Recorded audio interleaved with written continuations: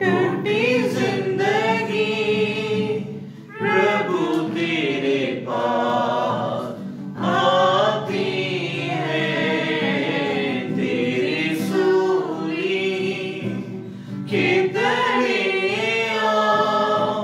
सच्ची शांति को पाती है। मेरी भटकी फिर न भटको होके परेशान, साथ तेरे रहूं मैं सदा। फिर न भटको होके परेशान, साथ तेरे रहूं मैं सदा। अपने चरणों में मुझे ले जगा, कभी न होऊं मैं तुझसे जुदा। सुख सुख का तू ही सच्चा, सुख दुख का तू ही सच्चा। एक प्यारा तो साथी है, मेरी भटकी टूटी जिंदगी प्रभु तेरे पास आती है। तेरी सूली के तले सच्ची शांति को पाती है। मेरी भटकी अपने सारी चिंता और बोझ मैंने अब तुझ पर डाला है। बोझ पापों का मेरा सह कर तूने मुझको संभाला। अपने सारी चिंता बोझ मैंने अब तुझ पर डाला है।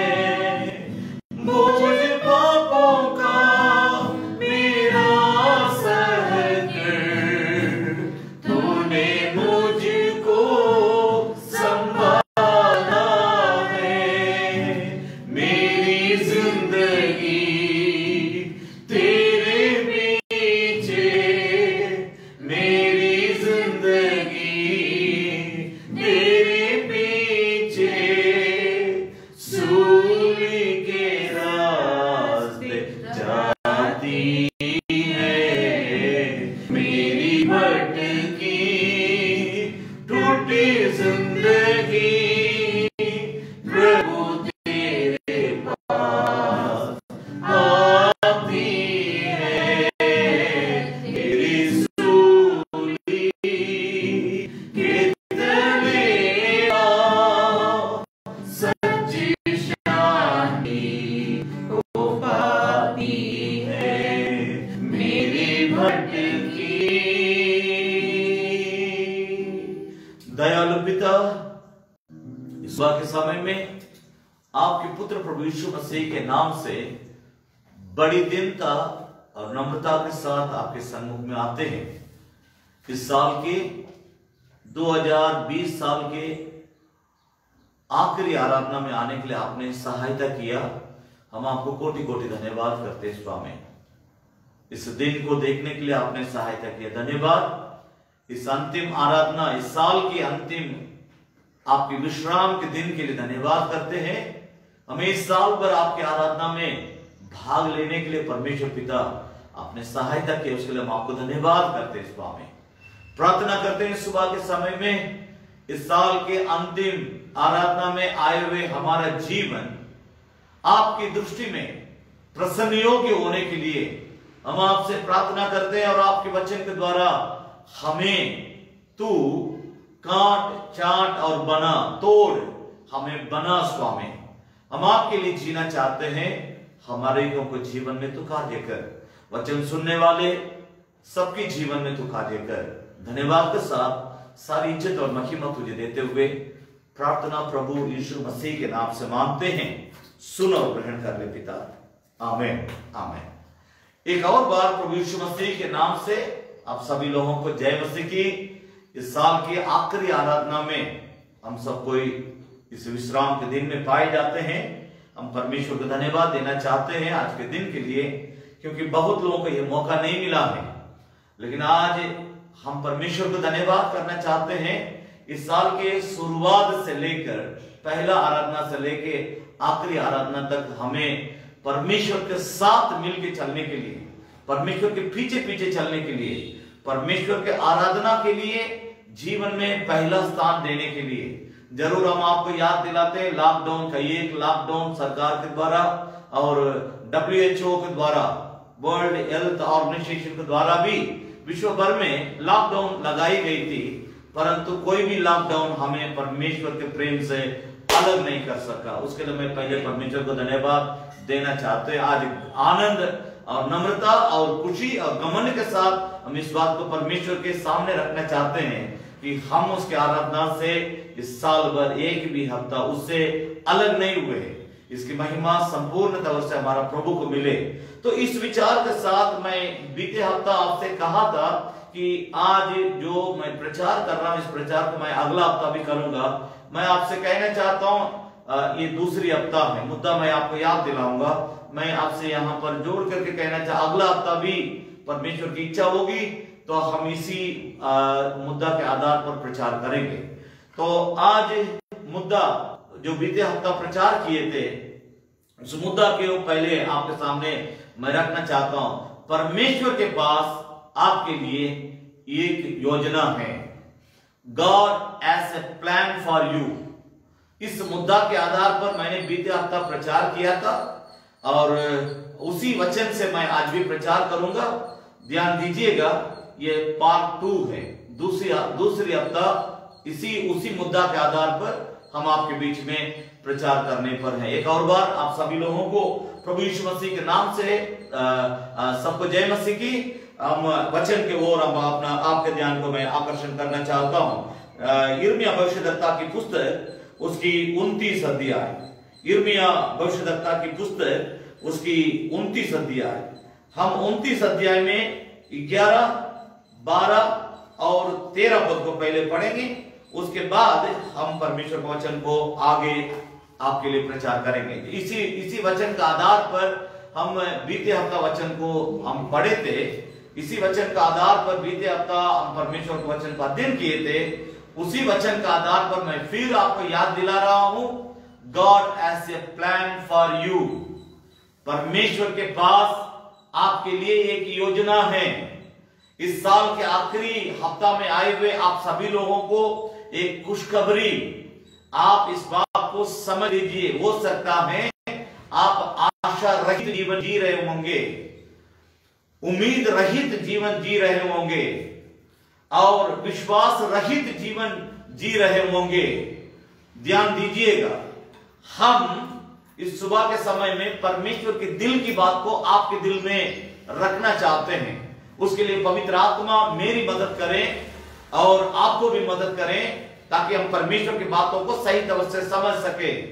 इस साल में आप कई बातों को उम्मीद किए होंगे, कई बातों को ऊपर आपने इस तरह निर्णय लिया होगा।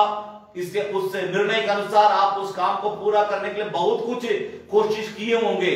आप परमेश्वर से भी मदद मांगे होंगे, आप अपना ताकत को भी लगाए होंगे। लेकिन इस आखिरी हफ्ता में आकर के जब आप मोड़ के देखते हैं, हो सकता है जितने बातों के लिए आपने योजना बनाई थी शायद वो नहीं हुआ होगा। उदास मत होइए, निराश मत होइए। मैं आपसे यही पहले कहना चाहता हूं, हमारी योजना से परमेश्वर की योजना हमारे जीवन में करोड़ों करोड़ गुना खुशियों को ला सकती है, शांति को ला सकती है, आनंद को ला सकती है, उम्मीद को खड़ा कर सकती है, नई आशा को हमारे अंदर उत्पन्न कर सकती है। इसलिए आपकी योजना के अनुसार अगर बातें नहीं हुई है, मैं फिर आपसे आपको उत्साहित करते हुए कहना चाहता हूं, उदास मत होइए, निराश मत होइए। प्रभु यीशु मसीह मरने के समय में भी ये कटोरा मेरे सामने से हट जाए तो हट जाए, अन्यथा हे पिता परमेश्वर तेरी इच्छा मेरी जीवन में पूरी हो। मरने के लिए भी यीशु मसीह पिता परमेश्वर की इच्छा को चाहा। मैं आपसे क्योंकि वो परमेश्वर की योजना थी, स्पष्ट तौर से मैं आपके सामने परमेश्वर का वचन को रखना चाहता हूं। दैट वाज गॉड्स प्लान कि प्रभु यीशु मसीह को क्रूस पर मरना। लेकिन प्रभु यीशु मसीह मरने से पहले आखिरी प्रार्थना कर रहे थे, हे पिता हो सके तो इस मृत्यु मेरे जीवन में से टल जाए, परंतु मेरी इच्छा के अनुसार नहीं, तेरी इच्छा मेरे जीवन में पूरी हो। अगर आप उस बात से सहमत है, आपकी योजना अगर इस साल आखिरी हफ्ता में आकर के जब आप गुनाहगार करके देखते हैं कि मेरी योजना पूरी नहीं हुई है, मैं आपसे कह रहा हूं कि आप परमेश्वर का हाथ जोड़ के धन्यवाद दीजिए कि परमेश्वर आपके लिए बेटर प्लान रखा है। जो आपने सोचा है वो एक धूल के बराबर परमेश्वर जो आपके लिए योजना बना कर रखा है, वो इस दुनिया के सबसे बड़ा चट्टान से भी, हिमालय पर्वत से भी बड़ा योजना को परमेश्वर आपके लिए रखा है। इस बात से आप उत्साहित होइए, इस बात से आप आनंदित होइए, इस बात से आप कमर कसिए। आज के बाद से परमेश्वर आपके जीवन को बदलने वाला है। नया साल में परमेश्वर अपने वचन के अनुसार, अपनी योजना के अनुसार आपके जीवन में काम करने के लिए allow in your life God work according to his plan. Allow God to work. परमेश्वर आपके जीवन में कार्य करने के लिए अनुमति दीजिए, उसको बुलाइए कि परमेश्वर मेरे जीवन में आप अपनी इच्छा के अनुसार काम कीजिए, अपनी योजना के अनुसार काम कीजिए। जिद मत कीजिए, कठोर मत होइए और ढीठ मत होइए। मेरा नहीं हुआ, मेरा नहीं हुआ, मेरा नहीं हुआ। हमारा कभी नहीं होना है। वो बड़े हम गटने पाए, उसका नाम ऊंचा हो, हमारा नाम मिट जाए। यही असली मसीह जीवन का अर्थ है जो हमें मसीह यीशु सिखाया है। इस दृष्टिकोण के साथ मैं उस वचन के सामने आपको ला करके खड़ा करना चाहता हूं। यिर्मयाह भविष्यद्वक्ता की पुस्तक, उसकी 29 अध्याय 29th चैप्टर। हम उसमें 11, 12, 13 पद के एक बार पढ़ेंगे, ध्यान दीजिएगा। क्योंकि यहोवा की ये वाणी है, क्योंकि यिर्मयाह भविष्यद्वक्ता इस्राएलियों को सुनाता है।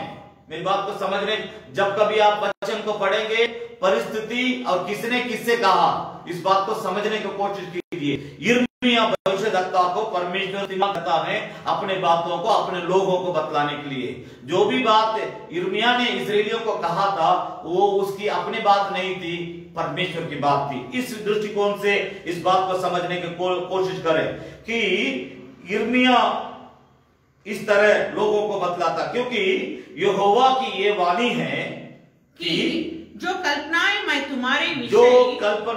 मैं तुम्हारे विषय में करता हूँ, उन्हें मैं जानता हूँ, वे हानि की नहीं, वरन कुशल ही की है। और अंत में तुम्हारी आशा पूरी करूंगा। तब उस समय तुम मुझको पुकारोगे, तुम मुझे पुकारोगे और आकर मुझसे प्रार्थना करोगे और मैं भी तुम्हारी सुनूंगा। तुम मुझे ढूंढोगे और पाओगे भी, क्योंकि तुम अपने संपूर्ण मन से मेरे पास आओगे। मेरी बात को समझने की कोशिश कीजिए। मैंने बीते हफ्ता जरूर जो हमारा मेन मुद्दा है, God has a plan for you, परमेश्वर के पास आपके लिए एक योजना है। उसके आधार पर मैं एक सब टाइटल उसी के अंदर में से निकलने वाला एक और मुद्दा को जोड़ करके प्रचार किया था। उसको मैं यहां पर याद दिलाना चाहता हूं। गॉड्स थॉट्स, परमेश्वर की सोच, परमेश्वर की विचार, ये दोनों बातों को मैं बीते हफ्ता प्रचार किया था। परमेश्वर हमारे लिए सोचते रहता है, परमेश्वर हमारे लिए विचारते रहता है।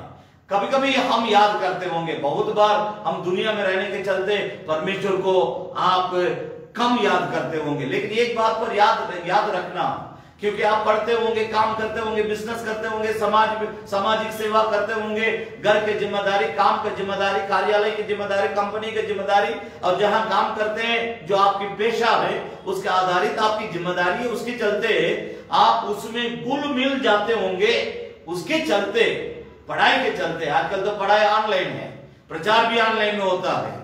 मैं मेरी बात को आपको दिल में बैठाना चाहता हूं, इस बात को समझने की कोशिश। इस कारण कई बार हम जितना परमेश्वर को याद करना चाहिए, जितना परमेश्वर के कामों के बारे में सोचना चाहिए, जितना परमेश्वर के कामों के बारे में विचार आपस में करना चाहिए, उतना भले हम नहीं करते होंगे। लेकिन आपका परमेश्वर, मेरा परमेश्वर वैसा नहीं है।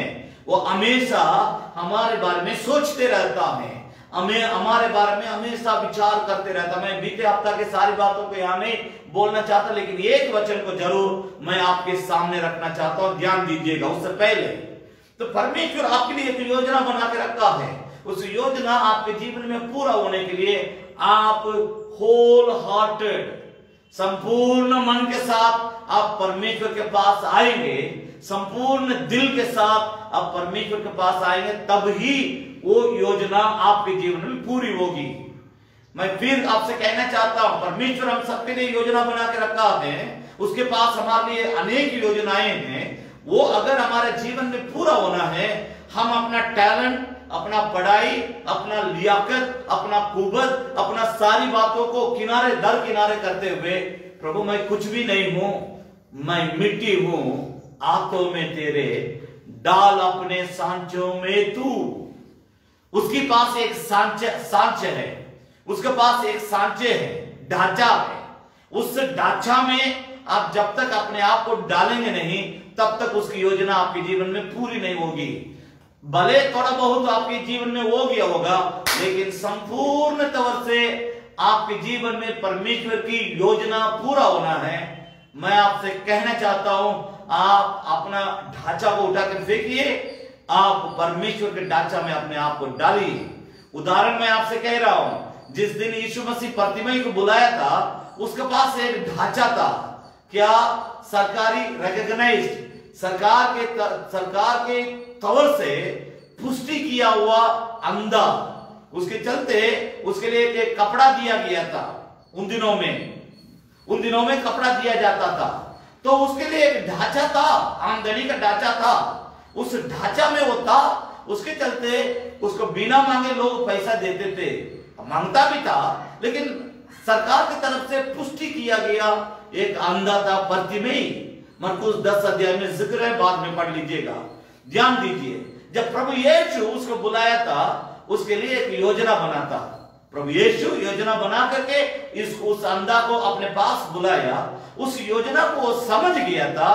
जरे भले वो अंधा था, परंतु उसकी भीतरी आंखों में रोशनी थी, उसकी कानों में उसकी बातों को समझने की शक्ति, उसकी आंखों में जरूर रोशनी नहीं थी, लेकिन उसका भीतरी है जो उसका अंतःकरण जिसको हम कहते हैं, उसमें रोशनी थी भीतरी आंखों में, इसलिए वो यीशु को सही तौर से देख सका। और उसके कानों में उसकी आवाज, जरूर लाखों की आवाज को सुनने वाला व्यक्ति अंधा होने के कारण आइडेंटिफाई करना, पहचानना बहुत मुश्किल थी, लेकिन उसके कानों में एक शक्ति थी कि मेरा प्रभु यीशु मेरे लिए एक नई योजना बना करके मुझे अपने पास बुला रहा है। अब मेरे लिए ये आड़, ये ढांचा, अर्थात मैं अंधा हूं, सरकार की तरफ से रिकॉग्नाइज्ड अंधा हूं, मेरे लिए कोई भी पैसा देने के लिए झिझकता नहीं है, क्योंकि सरकार मेरे लिए वस्त्र दी है। पुलिस डिपार्टमेंट के लिए जो वस्त्र हैं, नेवी के लिए, आर्मी के लिए, तो जैसा वस्त्र उस तरह वस्त्र दिया जाता था उन दिनों में। उसने अपना ढांचा को छोड़ के यीशु के ढांचा में आने के लिए चाहा, इस कारण अपना वस्त्र को उठा के फेंक दिया। ये ढांचा इसके बाद मुझे नहीं चाहिए, मेरे लिए प्रभु यीशु का ढांचा, उसमें मैं जाऊंगा, उस ढांचा के अंदर मैं अपने आप को एडजस्ट करने के लिए अपने आप को सौंपूंगा, तभी मैं उसकी योजना के अनुसार उससे संपूर्ण आशीष को प्राप्त करूंगा। इस बात को समझते हुए प्रतिमय ने अपने आप को प्रभु के पास ला करके प्रभु के हाथ में हवाला कर दिया, अर्थात उस ढांचा में अपने आप को डाल दिया। उस दिन से उसकी आंखें खुल गई। मैं आपसे कहना चाहता हूं, मेरी बात को समझने की कोशिश कीजिएगा। इस सुबह के समय में परमेश्वर आपसे बातचीत करता है। आपके लिए एक योजना परमेश्वर बना कर रखा है। जब तक आप अपना ढांचा को उठा के फेंकेंगे नहीं, इसका मतलब जब तक आप अपने योजना को समाप्त नहीं करेंगे तब तक आप परमेश्वर के पास नहीं आएंगे। मैं आपसे कहना चाहता हूं, आपके जीवन में परमेश्वर जो पूरा करने के लिए योजनाओं को बना के रखा है, उस परमेश्वर आपसे यही कहना चाहता है, तू संपूर्ण मन से संपूर्ण दिल से मेरे पास आओगे, तब मुझे पुकारोगे, तब मैं तेरी सुनूंगा, तब मैं तुम्हारे प्रार्थना को सुन करके तुम्हारे लिए उत्तर दूंगा। मैं तुम्हारे लिए एक नया योजनाओं को जो बनाया हूं, उस योजना के तहत मैं तुमको आगे की ओर ले जाऊंगा। प्यारो, मेरी बात को समझने की कोशिश कीजिए। इस सुबह के समय में परमेश्वर इस साल के आखिरी हफ्ता में आपसे खुले दिल के साथ बातचीत करना चाहता है। मैं आपसे कहना चाहता, आप भी अपना दिल खोल करके परमेश्वर के वचन को ग्रहण करने के लिए तैयार हो जाइए। इस साल के आखिरी हफ्ता में आप आए हैं। इस साल के अंदर इतना हो जाना, ये हो जाना, वो हो जाना करके बहुत सारी आपने योजनाओं को बनाया, आपने बहुत सारी स्ट्रैटेजी तैयार किया, रणनीति स्ट्रैटेजी, आपने बहुत सारी रणनीतियों को तैयार किया, सब ठप हो गया होगा। इसका एक ही एक कारण, परमेश्वर जो आपके लिए योजना बनाया है उसमें चले आइए। उस योजना के अंतर्गत, अर्थात उस ढांचा रूपी योजना के अंतर्गत में आप अपने आप को सौंप देंगे, वो आपको अपने योजना के अनुसार बहुत आगे ले जाएगा। लेकिन इस बात को समझने से पहले मैंने आपसे कहा था, परमेश्वर हर किसी के लिए योजना बनाकर रखा है। इस बात को समझने की कोशिश कीजिए। यहोवा की ये वाणी है कि जो कल्पनाएं मैं तुम्हारे विषय में करता हूं, उन्हें मैं जानता हूं कि वे हानि के लिए नहीं परंतु कुशल ही की हैं। तुम्हारे लिए मैं जो भी योजना बना, परमेश्वर हमारे लिए जो भी योजना बना, इस बात से पहले लेट मी क्लियर, मैं इस बात को पहले क्लियर करना चाहता हूं। इस बात को समझने की कोशिश कीजिए। परमेश्वर हमारे लिए जो योजना बनाता है, उस योजना में हमारे लिए कोई हानि नहीं होगी। अगर हम अपने लिए योजना बनाएंगे, उसमें लाख प्रकार का हानि, नुकसान, बर्बादी होगी। आप अपने जीवन में बीते दिनों में इस प्रकार की बातों का सामना जरूर किए होंगे। आज इस बात का आप बाहर बोलने से हिचकिचाते होंगे, कैसे मैं बोलूं, मेरी चलते सब बर्बादी हुई, मेरी चलते सब कुछ उजड़ गया, मेरी चलते परमेश्वर का आशीर्वाद बह गया। आज मैं बड़े दुख और क्लेश के साथ, जैसे अन्ना आकर के प्रभु के तंबू में बोली थी, मैं बहुत क्लेश से भरी हुई स्त्री हूं। इसी शब्द को रूत कहती है, मैं बहुत क्लेश से भरी हुई हूं। इसी बात को आप जकरिया जो महायाजक था, यूहन्ना बपतिस्मा दाता का पिता था, वो उससे अगर आप पूछेंगे, मैं बहुत क्लेश से भरा हूं, वजह मैं परमेश्वर का जरूर महायाजक सेवकाई करता हूं, लेकिन मुझे बाबूजी करके बुलाने के लिए एक औलाद नहीं है, मैं क्लेश से भरा हूं। मैं आपसे कहना चाहता हूं, इस सुबह के समय में आप क्लेश के साथ हो सकते हैं, दुख के साथ हो सकते हैं, मुसीबतों का साथ हो सकते हैं, लेकिन इन सारी बातों का कारण परमेश्वर नहीं है। कहीं आपने परमेश्वर की उस योजना को पूरा करने में चूक गया होगा, उसके चलते ये सब समस्याएं आपके पीछा करती है।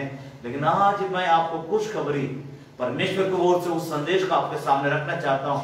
आपके लिए परमेश्वर के पास योजना है, उस योजना को अपनाइए, उसके अनुसार आप अपने आप को परमेश्वर में मजबूत करने के लिए कोशिश कीजिए। मैं बीते हफ्ता के एक वचन को पढ़ाऊंगा करके मैं कहा था, उस वचन को पहले आपको सुनाना चाहता हूं, क्योंकि आप उसको समझ लेंगे तब ये प्रचार आपको अच्छी तरह से समझ में आ जाएगा। यशायाह भविष्यद्वक्ता की पुस्तक, यशायाह भविष्यद्वक्ता की पुस्तक उसकी 55 अध्याय, यशायाह भविष्यद्वक्ता की पुस्तक उसकी 55 अध्याय 8 और 9 पद को यहां पर पढ़ेंगे।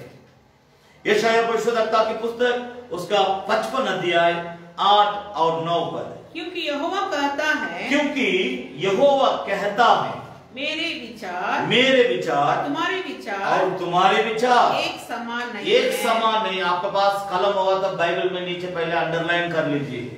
क्यों हम बर्बादी के ओर आ गए हैं? क्यों हम दुख के सागर में डूब रहे हैं? क्यों हम कष्ट में हैं? क्यों हम संकट में हैं? क्यों हम दुर्दशा के समुद्र में हम डूबे हुए हैं? वजह परमेश्वर की बात को समझने की कोशिश कीजिए। मेरे विचार और तुम्हारे विचार एक समान नहीं है। ना तुम्हारी गति ना मेरी गति एक ना सी है, और ना मेरी गति एक सी है। क्योंकि मेरी और तुम्हारी गति में और मेरे और तुम्हारे सोच विचारों में आकाश और पृथ्वी का अंतर है। भाई बहन मेरी बात को समझने की कोशिश कीजिए। परमेश्वर कितना समझने लायक शब्दों को इस्तेमाल करके हमसे बातचीत करता है। बेटा तुम्हारे विचार, बेटी तुम्हारे विचार मेरे विचार में अंतर है। तुम्हारी गति मेरी गति में अंतर है। तुम्हारी सोच मेरी सोच में जमीन आसमान का अंतर है। पहले 2 बार अंतर करके कहता है। तीसरी बात को जब कहता प्रभु परमेश्वर, उसमें एकदम क्लियर कट में बोलता है, तुम्हारा विचार और मेरा विचार जमीन आसमान का अंतर है। कई बार परमेश्वर को जो लोग नहीं जानते हैं, दिन प्रतिदिन वे प्रतिदिन अपने जिंदगी को बर्बाद करने के लिए जो भी कामें करते हैं, जो परमेश्वर को सच्चा, जीवित, सामर्थी और सर्वशक्तिमान परमेश्वर को जो नहीं जानते हैं, उनके बारे में मैंने इस बात को बतलाया। और कुछ इस परमेश्वर को जानने वाले लोगों में भी एक बड़ी संख्या में लोग ऐसे हैं जो परमेश्वर का विचार, परमेश्वर का गति, परमेश्वर का सोच, परमेश्वर की विचार के बारे में न जानने के चलते वे भी अपना जिंदगी को बर्बाद करते हैं। वे भी अपने जिंदगी को तहस नहस कर लेते हैं।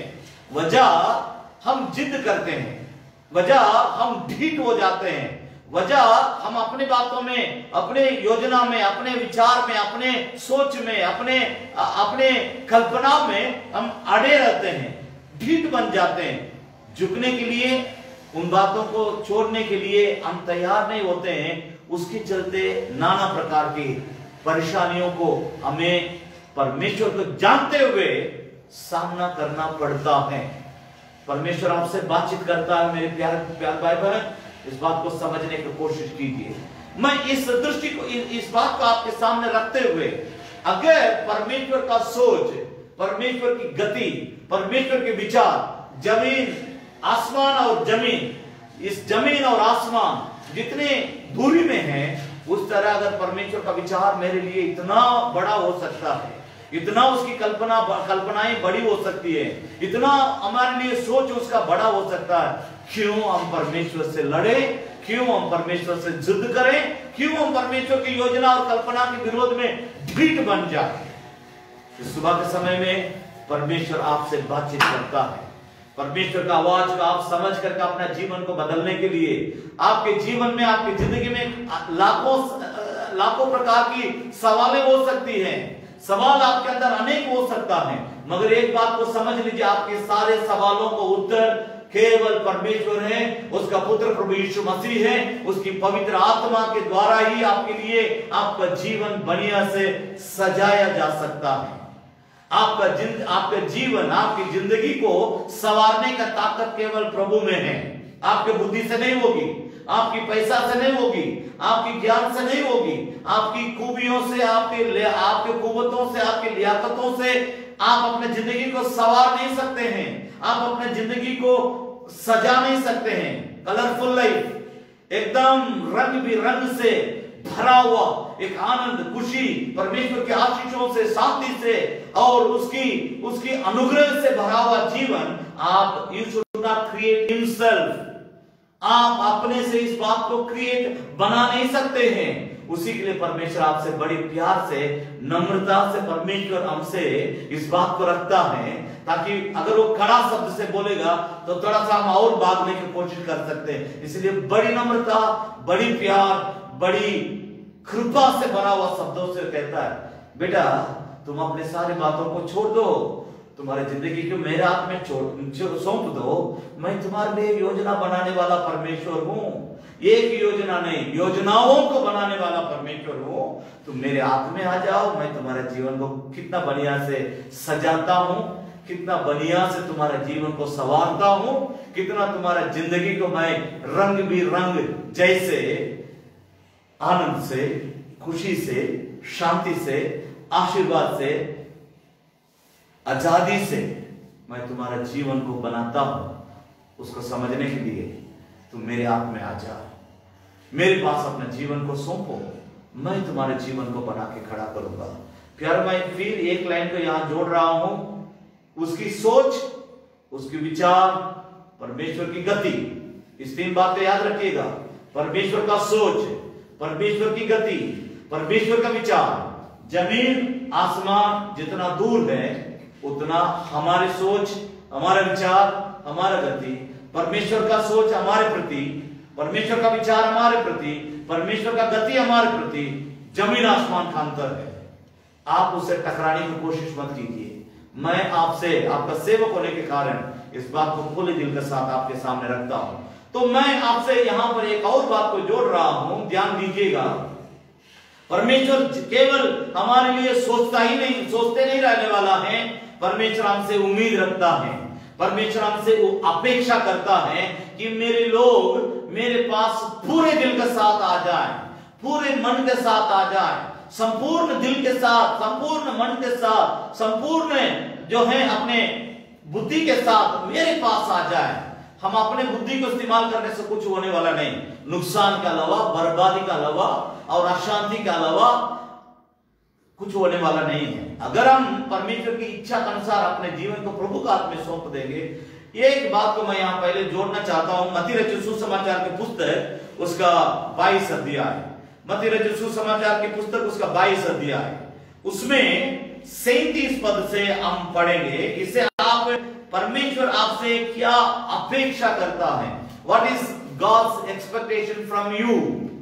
परमेश्वर की योजना, परमेश्वर की योजना हमारे जीवन में पूरा होना है, तो उस योजना को परमेश्वर पूरा करने के लिए परमेश्वर हमसे क्या अपेक्षा करता है, उसको समझने के लिए मत्ती रचित सुसमाचार की पुस्तक उसका 22 अध्याय 37 पद से हम सुनेंगे। प्रभु यीशु मसीह कितना सुंदर ढंग से बातों को रखता है। उसने उससे कहा, प्रभु यीशु मसीह ने उससे कहा, तू परमेश्वर अपने प्रभु तू से, परमेश्वर और अपने प्रभु से अपने सारे मन और अपने सारे मन और अपने सारे प्राण और अपनी सारी और बुद्धि के साथ प्रेम रख। ध्यान दीजिएगा, मैं साफ तौर से आपके सामने रखता हूं। प्रभु यीशु ने उससे कहा, तू अपने प्रभु से अपने सारे मन, आपके पास कलम हो तो नीचे अंडरलाइन कर ले, 3 बातें यहां जिक्र करता है। अपने सारे मन और अपने सारे प्राण और अपने सारी बुद्धि के साथ प्रेम रख। This is God's demand from us. परमेश्वर के लोगों से परमेश्वर इन बातों की अपेक्षा करता है। जब तक हम इस बात की पूरा नहीं करेंगे, संपूर्ण मन के साथ, संपूर्ण प्राण के साथ, संपूर्ण बुद्धि के साथ, कहीं ना कहीं हम अपना बुद्धि को इस्तेमाल करते हैं। ध्यान दीजिए, क्यों परमेश्वर की योजना, परमेश्वर की कल्पना हमारे जीवन में पूरी नहीं होती है। कहीं ना कहीं हम अपना विचार को लेकर चलने लगते हैं, कहीं ना कहीं हम अपना बुद्धि के अनुसार भागने लगते हैं, कहीं ना कहीं हम अपना ज्ञान को इस्तेमाल करके हम उसके अनुसार भागने के लिए कोशिश करते हैं, इसीलिए बारंबार गिर जाते हैं। इसीलिए बारंबार हम परमेश्वर की योजना पूरा होने से हम गिर जाते हैं। लेकिन परमेश्वर छोड़ता नहीं, लेकिन परमेश्वर त्यागता नहीं, लेकिन परमेश्वर हमसे नफरत नहीं करता है। इसलिए बहुत एक पुराना गीत है, उसकी एक कड़ी मैं आपको याद दिलाता हूं। घोंसले को बार बार तोड़कर उसने चाहा के सीखे हम उड़ना उसे। घोंसले को बार बार तोड़कर उसने चाहा के सीखे हम उड़ना उसे। परम पर उठाया उकाब की तरह ताकि हमको चोट न लगे। परम पिता की हम स्तुति गाए। ओ भी है जो बचाता हमें। परम पिता की हम स्तुति गाए।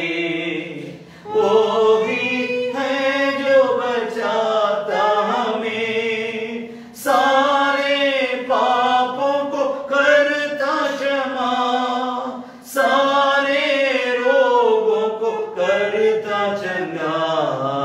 परम पिता की हम स्तुति गाए।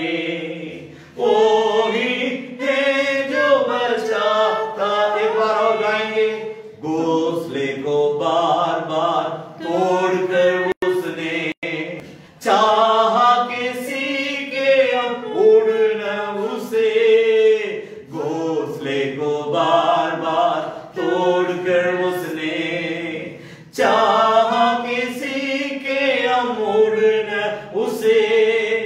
परम पर उठाया उकाब की तरह ताकि हमको चोट न लगे। परम पिता की हम स्तुति गाए। वो ही है जो बचाता हमें। ध्यान दीजिए, परमेश्वर की कल्पनाएं, उसकी योजनाएं हमारे जीवन में पूरी होने के लिए प्रभु यीशु मसीह ने सुंदर ढंग से इस बात को हमारे सामने रखा।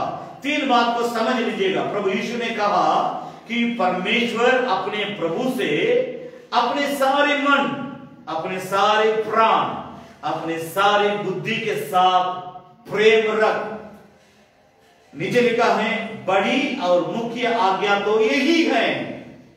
बहुत बार हम इस बात को छोड़ देते हैं। मैं तो बहुत पढ़ा लिखा हूं, मेरे पास बहुत संपत्ति है, मेरे पास बहुत पैसा है, मेरे पास बहुत टैलेंट है, खूबी है, मेरे पास बहुत लियाकत है, मैं क्या नहीं कर सकता हूं। मैं बड़ी नम्रता के साथ इस बात को आपके सामने रखता। ये सोच बिल्कुल शैतान की है, क्योंकि वो परमेश्वर का साथ स्वर्ग राज्य में था, लेकिन उससे उसको खुशी नहीं हुई। वो परमेश्वर से भी ऊपर चढ़ने के लिए कोशिश किया, इसलिए उसने सोचा कि मैं क्या नहीं कर सकता हूं, ये जगह से भी मैं बहुत बढ़िया जगह में रह सकता हूं, इससे भी मैं बहुत ऊंचा स्थान में मैं जा सकता हूं।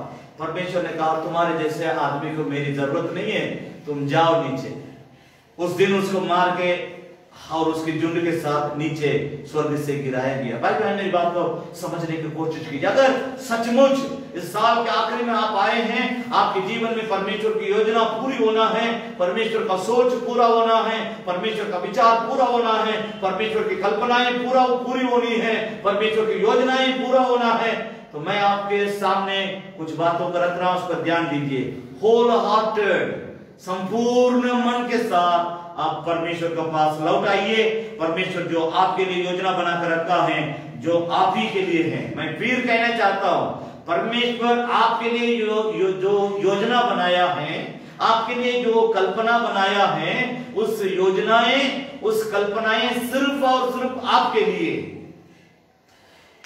तो परमेश्वर इधर उधर का काम नहीं करता है। मेरे लिए जो योजना बनाया वो मेरे लिए है, आपके लिए जो बनाया वो आप ही के लिए है।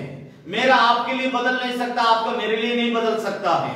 परमेश्वर की बातों को समझने की कोशिश कीजिए। अगर ये बात आपको समझ में आ गया, आप अपने आप को संपूर्ण तौर से प्रभु का हाथ में सौंपते हुए संपूर्ण मन के साथ, संपूर्ण दिल से आप परमेश्वर के पास आएंगे, तब परमेश्वर की योजना आपके जीवन में पूरी होगी। इस साल को मैं आत्मा में महसूस करते हुए इस प्रचार को करता हूं। इस साल के आखिरी में आपके लिए जो प्रचार होना चाहिए, सही तरह से परमेश्वर आपको दे रहा है। व्यवस्था विवरण की पुस्तक उसका 6 अध्याय, व्यवस्था विवरण की पुस्तक उसका 6 अध्याय, मैं 3 या 4 बात को आपके पास आपके सामने रखने के लिए कोशिश करूंगा समय के अनुसार।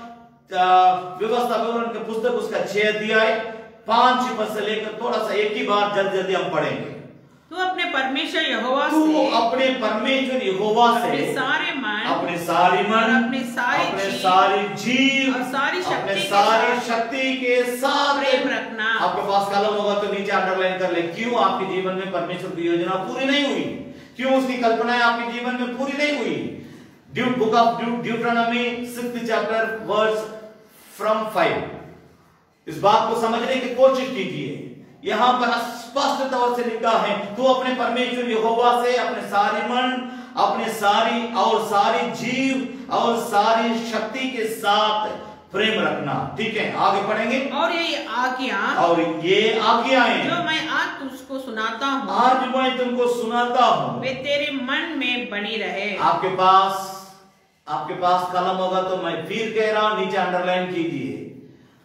कॉपी में लिखना अच्छी बात है, किसी और से सुनना मेरे जैसे सेवकों से और अच्छी उत्तम बात है, लेकिन सबसे बड़ी और उत्तम बात है आप अपने मन में रखना। और एक मिनट, आप अपने मन में रखना। मेरा शू का नंबर, चप्पल का नंबर 7 है। मैं 10 नंबर नहीं पहन सकता, मैं 5 नंबर भी नहीं पहन सकता। जो मेरा नंबर है वही मेरे लिए है। मैं आपसे कह रहा हूं, आप पास्टर के पास या आपके अगुआ के पास या किसी कलीसिया के तेज विश्वासी के मन में जितने वचन है वो उनका, लेकिन आप में कितना है? इस साल के अंत में आपकी हार, आपकी दुख, आपकी क्लेश, आपकी परेशानी, आपकी मुसीबत, आपकी जिंदगी के इस साल की बर्बादी के बारे में परमेश्वर आपसे बातें करता है। क्या आप अपने मन में परमेश्वर का वचन को भर के रखे हैं या किसी दूसरे से कर्जा लेकर के काम चला रहे हैं? आपकी सारे समस्याओं का कारण क्या है उसको परमेश्वर आपके सामने रखता है। भाई बहन, मैं कभी भी इधर उधर का बात नहीं करता हूं। प्रचार करने के समय में मैं साफ साफ परमेश्वर का वचन को लोगों तक पहुंचाने के लिए मैं परमेश्वर से प्रार्थना करके मदद मांगता, क्योंकि मेरे से ये नहीं हो सकता है। परमेश्वर मुझको जब तक मदद नहीं करेगा तब तक मैं लोगों को सही तरह से बतला नहीं सकता। जब कभी मैं यहां खड़ा होता हूं, मेरे अंदर मेरा रूह कांपता है, क्योंकि मैं जीवित है और सर्वशक्तिमान परमेश्वर का वचन को उसकी लोगों को सुना रहा हूं, तो उस डर के साथ मैं प्रचार करता हूं। ये नहीं है ये टैलेंट है, बिल्कुल नहीं। मैं बात को समझने की कोशिश कीजिए। क्यों आप समस्या में हैं? क्यों आप दुख में हैं? क्यों आप कष्ट और कर्जा में हैं? क्यों आप बीमारी में हैं? क्यों आप दुर्दशा में पड़े हुए हैं? इस सारे कामों का, इस सारी परेशानी जो भी आपकी है, जो भी आपको इस साल में बर्बादी हुई है, इन सारी बातों का एक ही एक जवाब है कि परमेश्वर का वचन को समझने की कोशिश कीजिए। 6:6 में लिखा है, ये आज्ञाएं जो मैं आज तुझको सुनाता हूं तेरे मन में बनी रहे। मैं फिर आपसे कह रहा हूं, जितना आपके मन में, जितना आपके दिल में परमेश्वर का वचन मन में, दिल में बनी रहेगी, बना रहेगा, उतने ही आप कुशलता जीवन बिताएंगे, उतने ही आप खुशी से भरे रहेंगे, उतने ही आप अनुग्रह से भरे रहेंगे। मरियम के मन में परमेश्वर का वचन था, इसलिए स्वर्गदूत आके मरियम से, यीशु प्रभु की मां मरियम से बातचीत करते समय में उससे कहता है कि हे मरियम, तू तो परमेश्वर से अनुग्रह पाई हुई है। आज आप कितना अनुग्रह पाए हैं? परमेश्वर का अनुग्रह पाने के लिए आपका बुद्धि काम नहीं करेगा, आपका ज्ञान काम नहीं करेगा, आपका पैसा काम नहीं करेगा, आपका धन दौलत काम नहीं करेगा, आपका बैंक बैलेंस काम नहीं करेगा। जितना आपका मन में, आपके दिल में परमेश्वर का वचन को आप भर के रखे हैं, वही आपको काम आएगा। एक व्यक्ति के बारे में, एक विश्वासी के बारे में मैं उदाहरण के लिए बोल रहा हूं कि वो व्यक्ति मसीह परिवार में जन्म लिया था, लेकिन 8-9 उम्र के आसपास में वो अपना गांव छोड़ के वो मुंबई भाग गया। मुंबई भागने के बाद गलत लोगों के संगति, ड्राइवर बन गया, गलत जिंदगी जीने लगा। एक ऐसा समय पर आया, उस समय वो व्यक्ति आत्महत्या करना चाहा। एक बहुत बड़ा पहाड़ पर चढ़ गया। चढ़ने के बाद वहां से वो रात में अकेला उस पहाड़ पर है और 3 बजे के आसपास ऊपर से नीचे कूद के मारने का उनका प्लान था, उनकी योजना थी। लेकिन परमेश्वर की योजना उनके जीवन में कुछ और था। भाई बहन, मेरी बात को समझने की कोशिश कीजिए। वो व्यक्ति अपना जिंदगी को समाप्त करना चाहता है, लेकिन परमेश्वर उसके जीवन को बनाना चाहता है। परमेश्वर उसके लिए जो योजना और उसके लिए जो विचार, उसके लिए जो कल्पनाएं बना के रखा था, वो परमेश्वर के आंखें उस व्यक्ति पर था। वो व्यक्ति खुद के मारने के लिए जब सोच रहा था, 3 बजे के आसपास पीछे से एक आवाज आया, उसका नाम लेकर के, बेटा नीचे मत कूदो। डर गया वो व्यक्ति और डर के ऐसे ही खड़ा है। तब परमेश्वर उससे बातचीत करता है। 10 आज्ञा, जब वो मसीह परिवार में जबकि वो मसीह परिवार में जन्म लेने के चलते छोटा उम्र में चर्च में जाकर के संडे स्कूल अटेंड करता था। संडे स्कूल में 10 आज्ञा उनको सिखाया गया था। उसमें एक आज्ञा कूड़ नहीं करना। परमेश्वर उसी शब्द से उनसे उस दिन उस रात बात किया, बेटा तू अपना जीवन को खून करके समाप्त नहीं करना। बस इतना ही सुना। वो व्यक्ति पीछे मुड़ के देखा, प्रभु यीशु मसीह वहां खड़ा था। उसके पैर पर गिर करके रोने लगा। भोर हो गया और क्रीन आ गई, सूरज निकल गई। उनको मालूम नहीं था मैं कितना बजे गिरा, अभी कितना बज रहा। वो सोच सोच के फुट फुट कर रोने लगा। अपने सारे पापों के लिए माफी मांगा। अचानक आंख खोल करके देखा, हो सकता 8 या 10 बजे होगा, वहां कोई नहीं। प्रभु को उसने एक ही बार रात में जो देखा, बस उस दिन उसने प्रभु की कल्पना और उसकी योजना के लिए अर्पण किया। अर्पण करने के चलते मैं उनकी अंतिम बात को मैं बतला रहा हूं। वो लगभग 74 उम्र में प्रभु में सो गए। लेकिन इतना गुनाहगार, पापी, अपराधी, गया गुजरा जिंदगी जीने वाला व्यक्ति से परमेश्वर प्यार करने के चलते उसको अपनी योजना के ओर मोड़ के अपने ओर खींच लिया और उसके सेवकाई में भेजा। और वो अंत में उनकी सेवकाई में, उनके कलीसिया में करीब करीब 200 से ज्यादा विश्वासियों से भरा हुआ एक बड़ी कलीसिया को उसने, वो दक्षिण भारत का रहने वाला, लेकिन दिल्ली देश का राजधानी में उसने 200 लोगों को प्रभु में ला करके प्रभु में खुशी खुशी सो गया। मैं आपसे कहना चाहता हूं, आपके दिल में अगर परमेश्वर का वचन रहेगा, आप गलत नहीं करेंगे।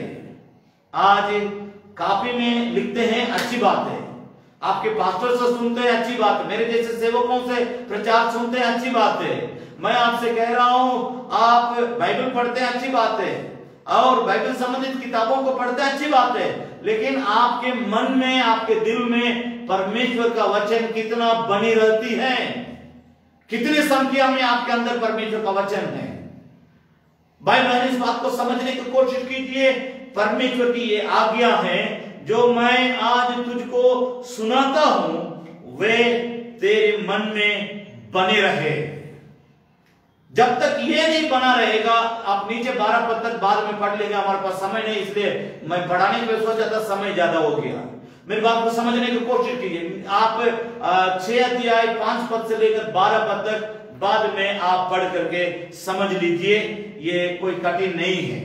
लेकिन एक बात को समझ लीजिए, जब आपके दिल में, आपके मन में परमेश्वर का वचन, परमेश्वर ये आज्ञा, this is commandment, this is not optional, करे या ना करे, पकड़िए छोड़ दीजिए, वैसा नहीं, इट इज नॉट ऑप्शनल। परमेश्वर के वचनों को थोड़ा सा समझने की कोशिश कीजिए। ये आज्ञा है। 6 पद को मैं फिर सुना रहा हूं, ये आज्ञा। परमेश्वर कहता है, देखिए इस बात पर ध्यान दीजिए, ये आज्ञा जो मैं, मूसा नहीं, ध्यान दीजिए, मूसा नहीं, मूसा के द्वारा परमेश्वर लोगों को सुनाता है, लेकिन परमेश्वर साफ तौर से कहता है, ये आज्ञा जो मैं आज तुझको सुनाता हूं, वे तेरे मन में बने रहे और तू इन्हें अपने बाल बच्चों को समझाकर सिखाया करना, और घर में बैठे, मार्ग में चलते, लेटते, उठते इनकी चर्चा किया करना। बाकी बातों का आप पढ़ लीजिएगा, ध्यान दीजिए। 5 पद से लेकर 12 पद तक लगातार पढ़िएगा। जब ये वचन हमारे दिल में, हमारे मन में रहने के बदले निकल जाती है, उस समय एक बड़ा खतरा होता है। उसी खतरा के बारे में थोड़ा सा आपको मैं इंडिकेट कर दूं। नेहमिया का पुस्तक, बुक ऑफ नेहमिया, नेहमिया के पुस्तक ध्यान दीजिएगा, वहां पर 9 अध्याय, न रहने के चलते, परमेश्वर का वचन हमारे दिल में न रहने के कारण इसका क्या खतरनाक विपरीत परिस्थिति होती है, उसको थोड़ा सा समझने की कोशिश कीजिए। 34 पद से लेकर 37 पद तक हम सुनेंगे। 34 से लेकर फ्रॉम 34 टू 37 एंड वर्स पढ़ेंगे। और हमारे राजाओं और हकीमों और हाकिमों, याजकों और पुरखाओं ने ना तो तेरी व्यवस्था को माना। परमेश्वर ने आपसे पहले मैं कह दिया था उस व्यवस्था विवरण 6 अध्याय के 6 पद में, ये मेरी आज्ञा है, इसको मानो। लेकिन यहां लिखा है न माना। हमारे कौन कौन नहीं माना? राजा भी नहीं माना, हाकिम भी नहीं माना, याजक भी नहीं माना, सेवक भी नहीं माना, पुरखाओं ने नहीं माना। ना तो तेरी व्यवस्था का माना है और ना तेरी आज्ञाओं और चितौनियों की और ध्यान दिया है, जिनसे तूने उनको चिताया था। उन्होंने अपने राज्य में और उसकी बड़े कल्याण के समय जो तूने उन्हें दिया था, और इस लंबे चौड़े और उपजाऊ देश में तेरी सेवा नहीं की। आपके पास कलम होगा तो नीचे अंडरलाइन कर। आप परेशान क्यों हैं? आप बर्बादी में क्यों हैं? आप अशांति में क्यों हैं? आप दुख में, क्लेश में, मुसीबत में, बंधन में क्यों हैं? परमेश्वर आपके लिए जो दिया है उसको आपने मिसयूज किया है। आज हम गुलाम बन गए, गुलाम। परमेश्वर के लोग रोते हैं, क्या कह रहे हैं? कि उस उपजाऊ देश में तेरी सेवा नहीं किए और अपने बुरे कामों से पश्चाताप किया। देख हम आजकल दास, हम गुलाम हो गए। यहाँ पर स्पष्ट तौर से लिखा है we became slaves। हम अपने ही घर में, हम आपने जो दूध और मध का धाराएं बहने वाली देश अर्थात कानान देश, अर्थात इजराइल देश जो हमारे लिए आपने दिया था, हमारा पूर्वज इब्राहिम, ईसा, याकूब का आपने दिया था, उस देश में, उस घर में, उस उपजाऊ देश में हम आपकी सेवा नहीं करने के कारण आज हम गुलाम हो गए। 36 पद से पढ़ेंगे। देख हम आज दास हैं जो देश तूने हमारे पितरों को दिया था कि उसी के उत्तम उपज खाए। इसी में हम दास हैं। दोबारा कह रहा है we become, Father God, we become slaves। Once upon a time I was there, we are the owner of this land, mighty land, blessed land। इस आशीषों से, खुशियों से, उपजाऊ से भरा हुआ आपने जो हमारे लिए मेरा देश करके कहने का जो जगह आपने दिया था, हम आपकी चितौनियों को, आपकी विधियों को, आपके वचनों को, आपकी व्यवस्था को अपने दिल में, अपने मन में न रखने के कारण हम अपने घर में आज गुलाम हो गए। 37 पद इसकी उपज से राजाओं को जिन्होंने तूने हमारे पापों के कारण हमारे ऊपर ठहराया है। बहुत धन मिला था और वे हमारे शरीरों को और हमारे पशुओं को भी अपनी इच्छा के अनुसार प्रभुता जताते हैं। इसीलिए हम बड़े संकट में पड़े हुए। इस साल के अंत में हम आए हैं, हम इस साल के अंतिम समय में आए हैं। आप किस प्रकार आनंद, किस प्रकार खुशी, किस प्रकार शांति के साथ जी रहे हैं, किस प्रकार परमेश्वर का साथ आपकी जबरदस्त रिश्ता है, मैं जानता हूं। या आप किस प्रकार की हम बड़े संकट में पड़े हुए हैं। यहां लिखते हैं इजरायली, हम बड़े दुर्दशा में पड़े हुए हैं, हम बड़े क्लेश में पड़े हुए हैं, हम बड़े संकट में पड़े हुए हैं। हम अपने देश में दास हो गए प्रभु, हम दास हो गए। वजह आपने हमारे ऊपर जो राजाओं को रखा था, आपने जो हमारे ऊपर महायाजकों को रखा था, आपने हमारे ऊपर जो प्रभुओं को रखा था, आपने जो हमारे पुरखों को सिखाया था, वे सब कोई आपसे अलग हो गए। आपके वचन, आपकी व्यवस्था, आपकी इस धर्म शास्त्र से अलग हो गए। वे अपनी इच्छा, अपने हिसाब से चलने लगे। इस कारण आज बाहरी बड़ी संकट में हम हैं, बड़े क्लेश में हम हैं, हम बड़ी दुर्दशा में हैं, हम अपने घर में गुलाम हो गए। जब परमेश्वर का वचन आपके मन में नहीं रहेगा, I want to challenge you now, इस बात को समझने, हम आपको चुनौती देना चाहते हैं। मैं आपको एकदम चुनौती देना चाहता हूं, ध्यान दीजिए। आप अपने दिमाग में, यानी अपने मन में, अपने दिल में अगर इस परमेश्वर का वचन को नहीं रखेंगे, अन्य जाति आपको ऊपर प्रभुता करेगा।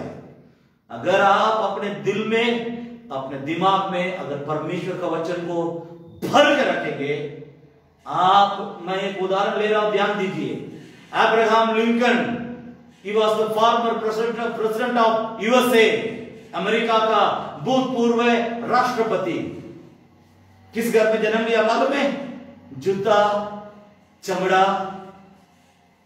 सफाई करने वाला, सिलाई करने वाला, पॉलिश मारने वाला, वो भी सड़क के किनारे बैठने वाला एक परिवार में जन्म लिया था अब्राहम लिंकन। लेकिन उसी जगह में जब काम रहता था, काम करता था, काम नहीं रहता था, परमेश्वर का वचन को पढ़ता था। उसी बाइबल को आज अमेरिका के म्यूजियम में लोग रखे हैं। आप क्या समझते हैं? अपने दिमाग से आप कभी आगे नहीं बढ़ सकते।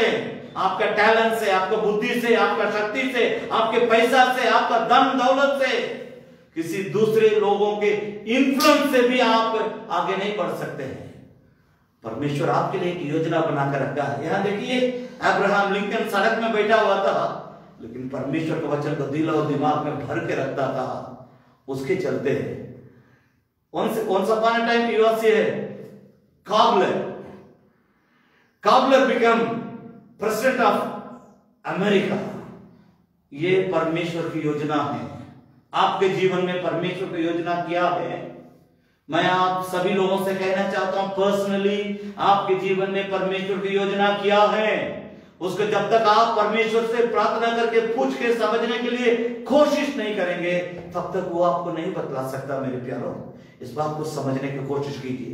मैं यहाँ पर ये उचित समझता हूं, इसलिए इस वचन को यहाँ पर याद दिलाना चाहता हूं। नीति वचन उसकी तीसरी अध्याय, नीति वचन उसकी तीसरी अध्याय, हम वहां पर 5 पद से लेकर सुनेंगे। यहाँ पर लिखा है, नीति वचन तीसरी अध्याय 5 पद से लेकर 7 पद तक, तू अपनी समझ का सहारा न लेना, वरन संपूर्ण मन से यहोवा पर भरोसा रखना।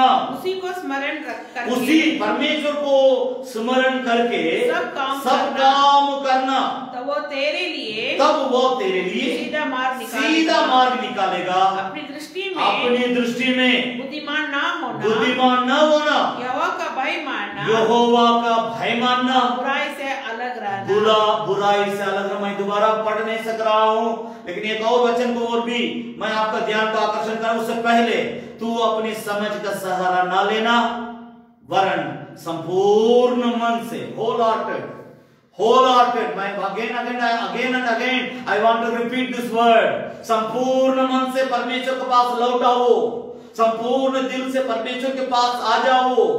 तुम अपने समझ की सहारा न लेना। योएल भविष्यद्वक्ता की पुस्तक, book of Joel, 2nd chapter, दूसरी अध्याय, 12 पद से लेकर हम 12, 13, 14 पद को यहां पर हम आपको सुनाना चाहते हैं। योएल भविष्यद्वक्ता की पुस्तक, ध्यान दीजिएगा, योएल भविष्यद्वक्ता की पुस्तक उसकी दूसरी अध्याय 12 पद से लेकर 14 पद तक हम सुनेंगे। तो भी यहोवा की ये वाणी है, अभी भी सुनो, उपवास के साथ रोते पीटते अपने पूरे मन से फिर कर परमेश्वर कहता, मेरे पास आ जाओ बेटा बेटी, मेरे पास आ जाओ। 13 पद है, अपने वस्त्र नहीं, अपने वस्त्र नहीं, अपने मन ही को अपने फाड़। मन। इजरायलियों में एक आदत था, उनका नियम था, जब वो रट पहन लेते थे, टाट पहन लेते थे, टाट पहनने से पहले वे अपने वस्त्रों को फाड़ते थे। परमेश्वर कहता है ना, ये नाटकबाजी मत कर, तुम अपना वस्त्र को मत फाड़ो, तुम अपना दिल को फाड़ो।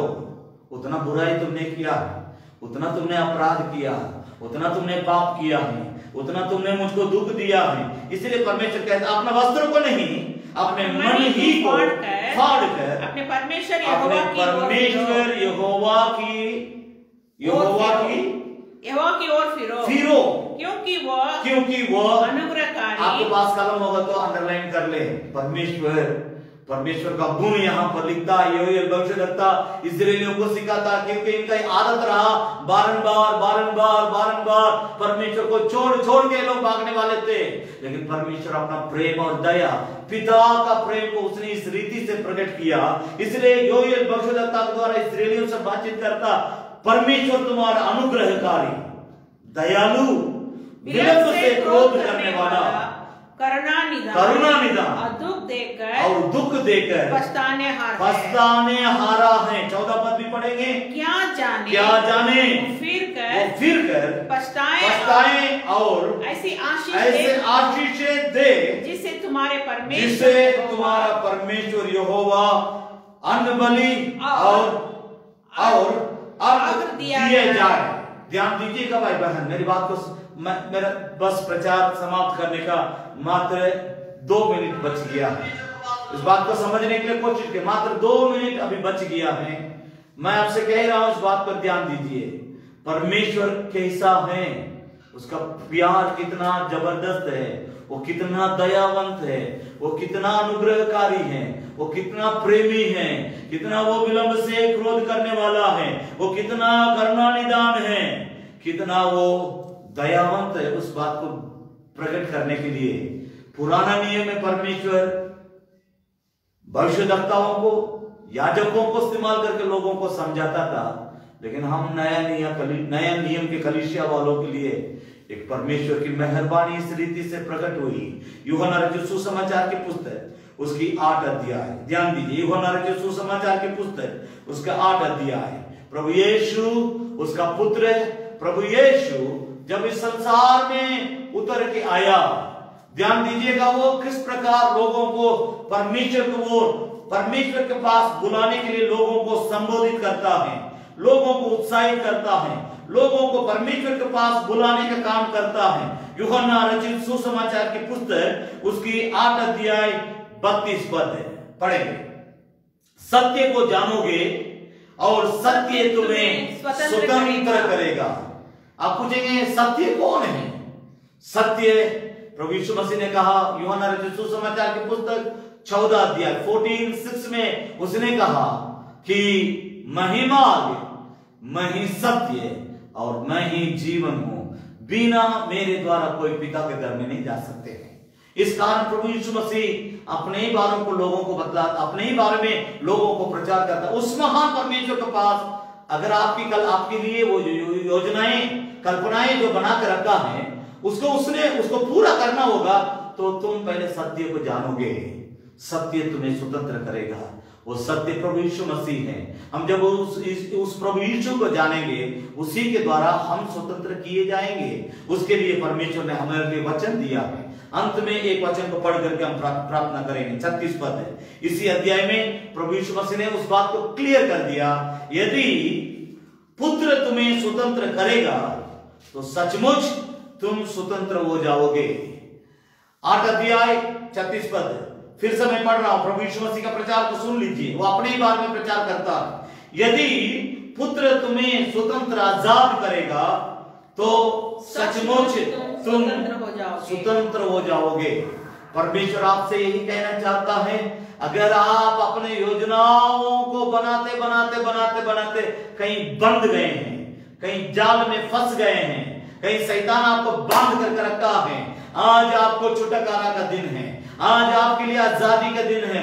पुत्र प्रभु यीशु तुम्हें स्वतंत्र करेगा तो सचमुच तुम स्वतंत्र हो जाओगे। इसके साथ एक और वचन को भी मैं जोड़ना चाहता हूं। पहला यूहन्ना उसकी 5 अध्याय 12 पद। पहला यूहन्ना उसकी 5 अध्याय 12 पद। ध्यान दीजिएगा, मैं उस वचन को पढ़ता हूं, उसके बाद आपके लिए प्रार्थना करता हूं। जिसके पास पुत्र अर्थात प्रभु यीशु मसीह है उसके पास जीवन है। और जिसके पास पुत्र नहीं, जिसके पास परमेश्वर का पुत्र प्रभु यीशु मसीह नहीं है, उसके पास जीवन भी नहीं है। आप इस बात से समझ सकते हैं, आप अपने लिए योजना नहीं बना सकते हैं। योजना बनाने वाला परमेश्वर है, उसका पुत्र आपके अंदर है। उसके अगुवाई पवित्र आत्मा के द्वारा जो होने वाली अगुवाई है, उस अगुवाई से भरा हुआ जीवन अगर आप में है, मैं दावा के साथ कह रहा हूं, God has a plan for you। परमेश्वर के पास आपके लिए एक बड़ी योजना है, योजनाएं हैं, कल्पनाएं हैं। जो परमेश्वर आपके लिए योजनाएं कल्पनाएं जो बनाकर रखता है, यिर्मयाह 29 अध्याय के 11 पद में जैसे लिखा है कि उसके अनुसार उसकी योजनाएं, उसकी कल्पनाएं हमारे जीवन के लिए, जीवन में हानि के लिए, नुकसान के लिए, अशांति के लिए नहीं है, आनंद के लिए, शांति के लिए, आशीर्वाद के लिए। हम आपसे खुले दिल के साथ परमेश्वर के वचन को बांटे। अब हम आपको परमेश्वर के साथ जोड़ने का काम करना चाहते हैं। सचमुच अगर आप समझ गए हैं, अपने जगह में आप अपने आंखों को बंद करके खड़े हो जाए। हम आपके लिए प्रार्थना करना चाहते हैं। जीवित, अनुग्रहकारी, दयालु महान पिता परमेश्वर, हम तेरे लोगों के लिए प्रार्थना करते हैं।